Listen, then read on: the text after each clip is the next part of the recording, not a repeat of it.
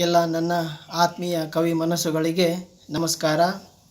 ಶ್ರೀಮತಿ ಉಷಾ ಜ್ಯೋತಿ ಮಾನ್ವಿ ಅವರು ಈ ಬಸವೇಶ್ವರ ಜಯಂತಿಯ ವಿಶೇಷ ಕವನ ವಾಚನ ಈ ಸರಣಿ ಕಾರ್ಯಕ್ರಮಕ್ಕೆ ನನ್ನನ್ನು ಆಹ್ವಾನಿಸಿರುತ್ತಾರೆ. ಈಗ ನನ್ನ ಕವನದ ಶೀರ್ಷಿಕೆ ಮಹಾ ಮಾನವತಾವಾದಿ.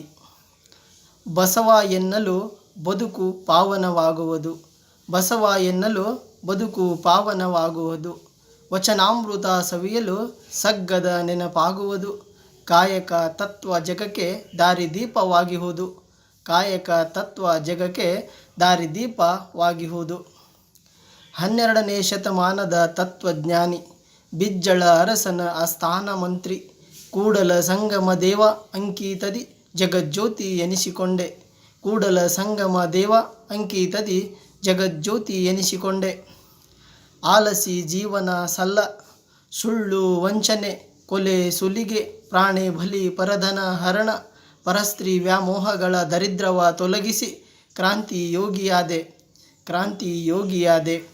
ಅರಿತಡೆ ಶರಣ ಮರೆತಡೆ ಮಾನವ, ದೇವನೊಬ್ಬನಿಹುದು ಗುಡಿ ಗುಂಡಾರದಲ್ಲ. ಅರಿತಡೆ ಶರಣ ಮರಿತಡೆ ಮಾನವ, ದೇವನೊಬ್ಬನಿಹುದು ಗುಡಿ ಗುಂಡಾರದಲ್ಲ.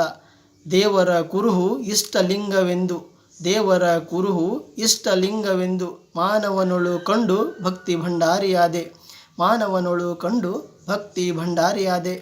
ವಚನದಿ ಸಾಮಾಜಿಕ ಅರಿವು ಮೂಡಿಸಿ, ವಚನದಿ ಸಾಮಾಜಿಕ ಅರಿವು ಮೂಡಿಸಿ, ಇಷ್ಟಲಿಂಗ ಹಾರ ಪರಿಚಯಿಸಿ, ಗುರುಲಿಂಗ ಜಂಗಮಕ್ಕೆ, ಗುರುಲಿಂಗ ಜಂಗಮಕ್ಕೆ ನಿಷ್ಠೆಯೇ ಕಾಯಕದ ಆಧಾರ ಸ್ತಂಭವೆಂದು ಹೇಳಿದಿ, ಗುರುಲಿಂಗ ಜಂಗಮಕ್ಕೆ ನಿಷ್ಠೆಯೇ ಕಾಯಕದ ಆಧಾರ ಸ್ತಂಭವೆಂದು ಹೇಳಿದಿ.